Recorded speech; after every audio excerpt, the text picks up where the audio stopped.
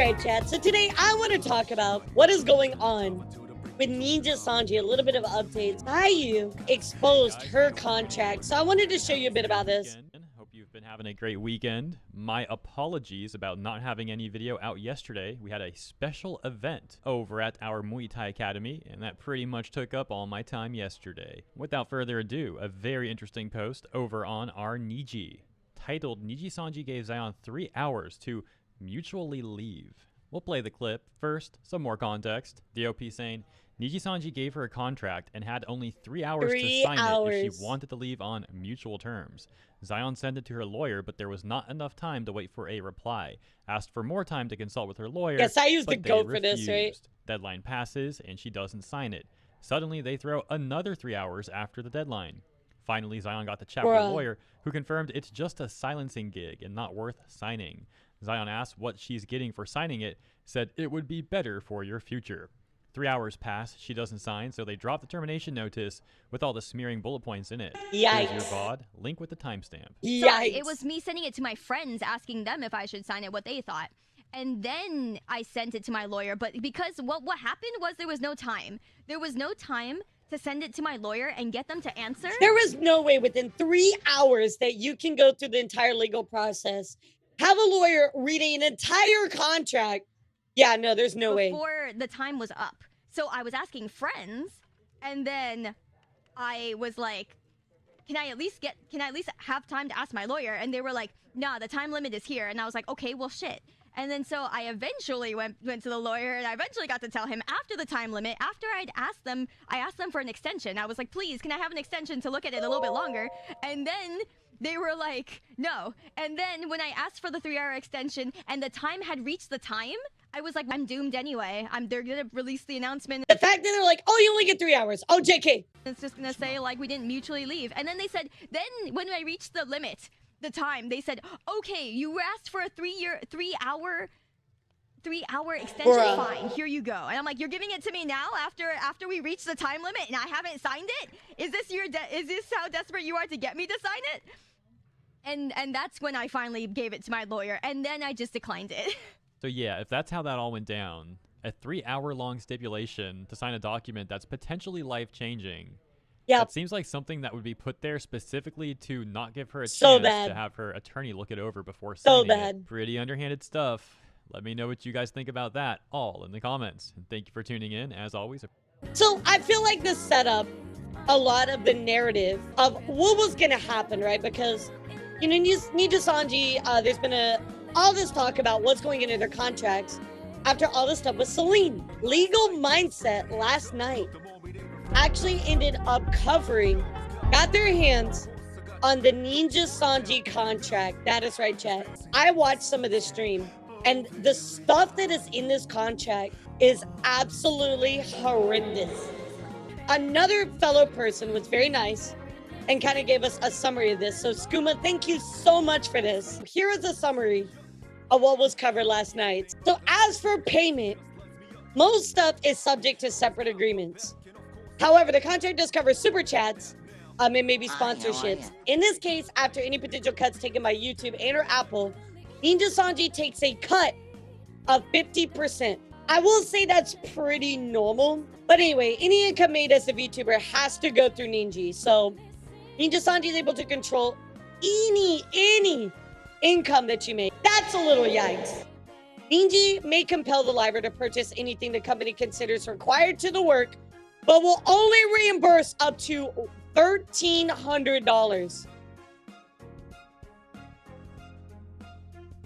You're telling me that the cost of a PC, a model, the rigging, you are only going to reimburse them up to $1,300? What the fuck? Nijisanji may compel the liver to purchase anything. No. They always compel them to purchase stuff and don't even reimburse them for even close to the full amount.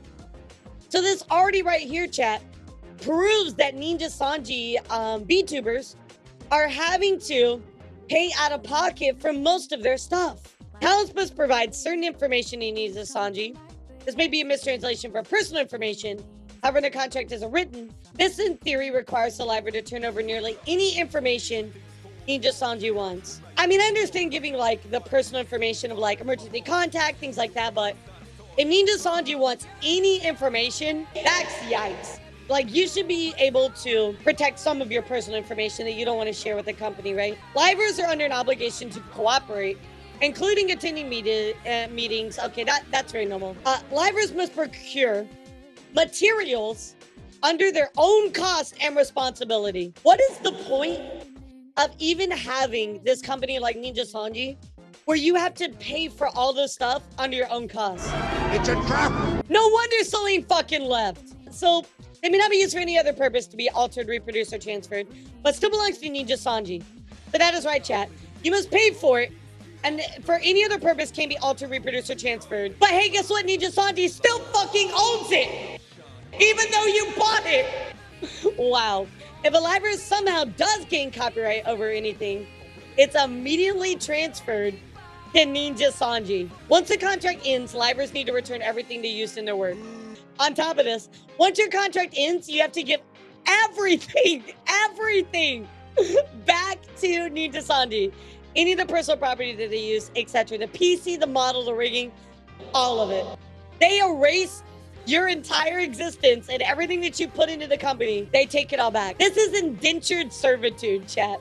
Libraries are contractually prohibited from streaming a long list of stuff, including images that induce bullying, harassment of a third party, images that may cause trouble or discomfort to a third party, or anything Nijisanji considers inappropriate. So Nijisanji has to approve everything you do, which I kind of figured was already a thing. If a library is suspended or terminated, Niji may terminate libraries at any time without reason, by the way. They owe a penalty equal to 50% of income through this contract.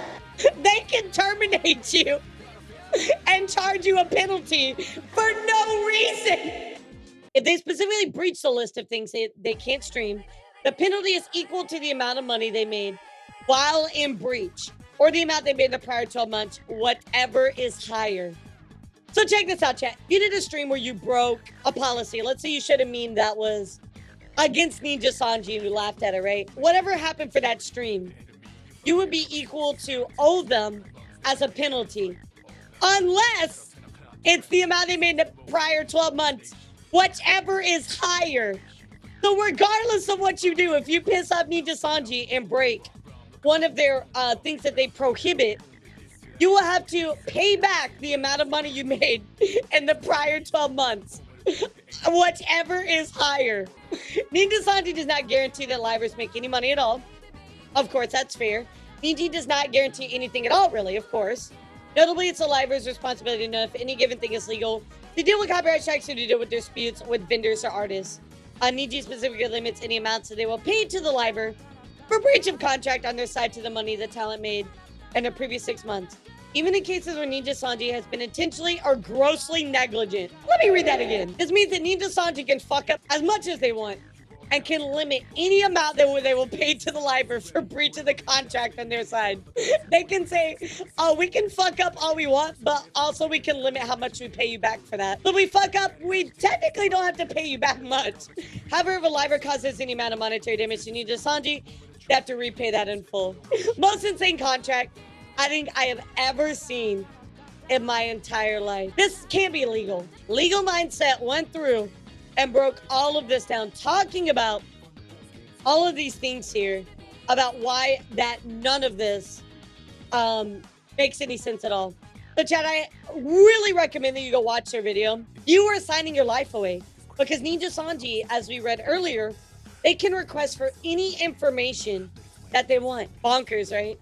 I mean, we knew it was bad, but if you think about what the talents are having to do, it's because this contract locks them into this trap, and they cannot do anything. No wonder they don't want to cancel their contracts, chat, because they're gonna have to pay back this insane amount of money, and they signed on for it. Such a bad situation all around.